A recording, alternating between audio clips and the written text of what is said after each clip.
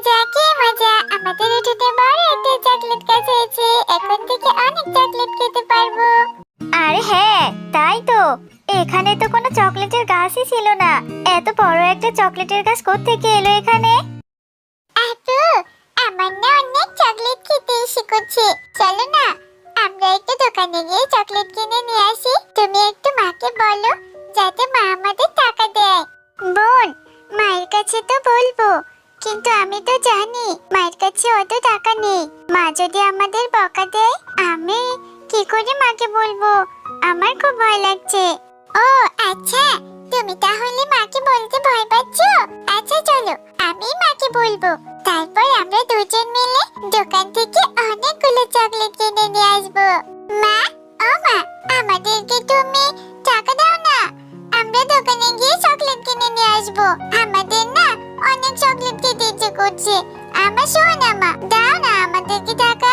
সব সময় শুধু চকলেট খাওয়ার বাহানা করিস।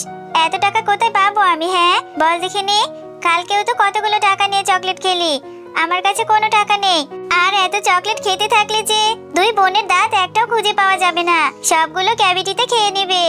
ও মামা, তুমি তো আমাদের ভালো মা, দাও না আমাদের দুই বোনকে 5 টাকা 5 টাকা 10 টাকা দাও, তাহলেই হয়ে যাবে। আমরা দুই বোন দুটো চকলেট খাবো, আর তোমার কাছে টাকা চাইবো না মা।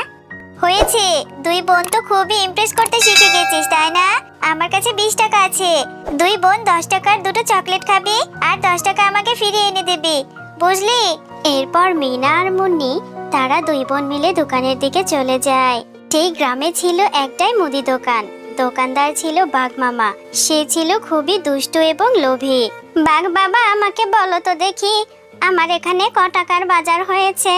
বুড়িমা, আপনার ওখানে 500 টাকার বাজার হয়েছে, তাড়াতাড়ি টাকাটা দিয়ে দিন তো। কি বলছো বাবা এসব?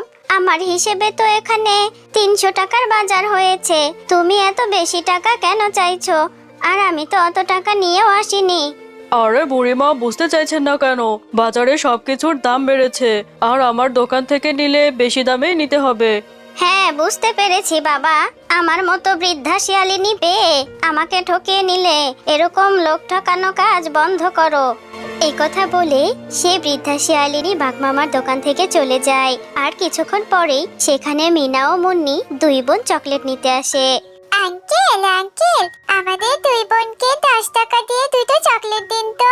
হ্যাঁ সেটা তো বুঝলাম, তবে কি চকলেট নেবে তোমরা? চকলেটের কিন্তু দাম বেড়েছে, 10 টাকা দিয়ে হবে না।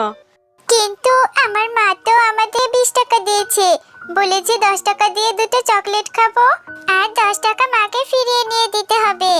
আরে বাচ্চা মেয়ে দুটোকে তো বোকা বানিয়ে 10 টাকার চকলেটের দাম 20 টাকায় রেখে দেব।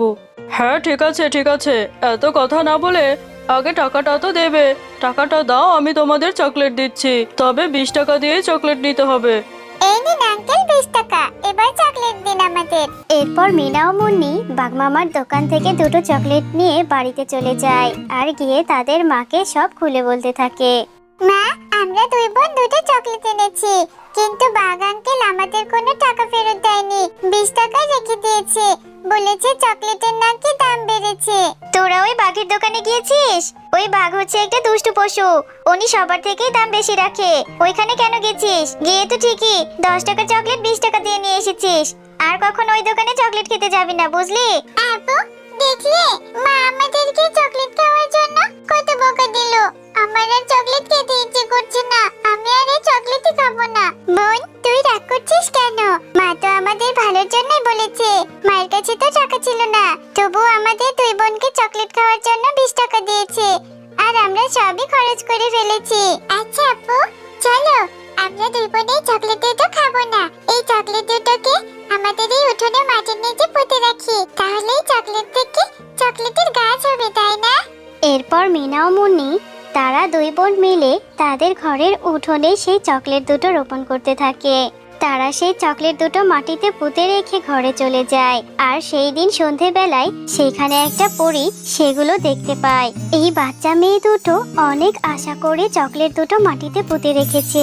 আমি আমার জাদু শক্তি প্রয়োগ করলাম, আজ রাতের মধ্যে এখানে একটা চকলেটের গাছ হবে।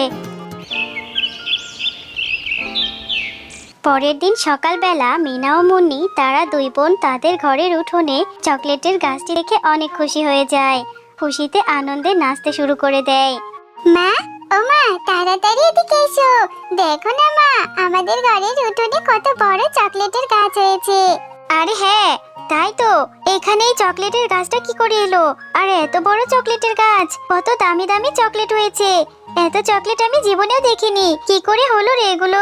মা, কালকে আমরা দুই বোন যে চকলেট দুটো কিনে এনেছিলাম, সেই চকলেট দুটো না খেয়ে মাটিতে পুঁতে রেখেছি। আর সেই চকলেট দুটো থেকে এত বড় একটা চকলেটের গাছ হয়েছে। হ্যাঁ রে মা, আল্লাহ তাহলে আমাদের উপর মুখ তুলে তাকিয়েছে।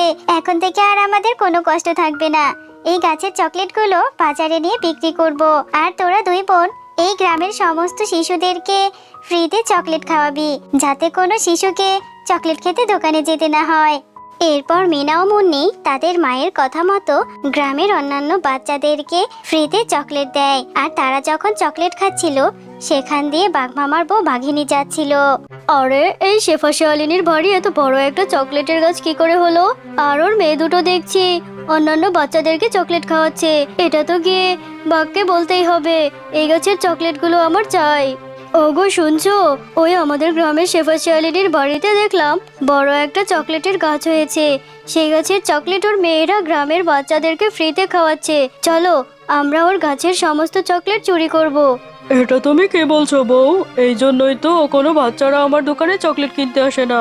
আজই ওদের গাছের সমস্ত চকলেট চুরি করে নিয়ে আসবো, আর আমি বিক্রি করে কোটিপতি হয়ে যাব। এরপর সেদিন রাত্রেবেলা বাঘ এবং বাঘিনী মিনাদের গাছ থেকে চকলেট চুরি করতে থাকে। এমন সময় সেই গাছ থেকে একটা শব্দ হতে থাকে। দুষ্টু বাঘ, তোরা চকলেট চুরি করতে এসেছিস। আজ তোদেরকে ঘাড় মটকে দেবো। তুই অনেক দুষ্টু। গ্রামের লোকের কাছ থেকে তোর দোকানের জিনিসপত্রের দাম অনেক বেশি রাখিস। আজকে তোকে ঘাড় মটকে মেরেই ফেলবো, দাঁড়া। ওরে বাবা রে বাবা, এ তো দেখি পেতনি। এই চকলেট গাছে পেতনি থাকে। আমার ঘাড় মটকে দিও না। আমি আর কোনোদিন দোকানে কারো কাছ থেকে বেশি দাম রাখবো না। আমায় ছেড়ে দাও। ওরে বাবা রে বাবা, পালাচ্ছিস কেন? তোর এখন পালাচ্ছিস কেন? পেতনি। আপু, তুমি অনেক সুন্দর করে ভয় দেখিয়েছো। বাঘ মামার বাঘিনী মামি ভয়ে দৌড়ে পালিয়েছে। তোমার অভিনয়টা অনেক সুন্দর হয়েছে। হ্যাঁ বোন, সকালে আমি যখন বাঘিনী মামিকে আমাদের বাড়ির সামনে দিয়ে যেতে দেখেছিলাম, তখনই ভেবেছিলাম নিশ্চয়ই ওরা আজকে আমাদের কাছে চকলেট চুরি করতে আসবে। এই জন্যই তো চালাকি করে ওদেরকে ভয় দেখিয়েছি। এখন থেকে ওরা গ্রামের আর কারোর সাথে দুষ্টুমি করবে না।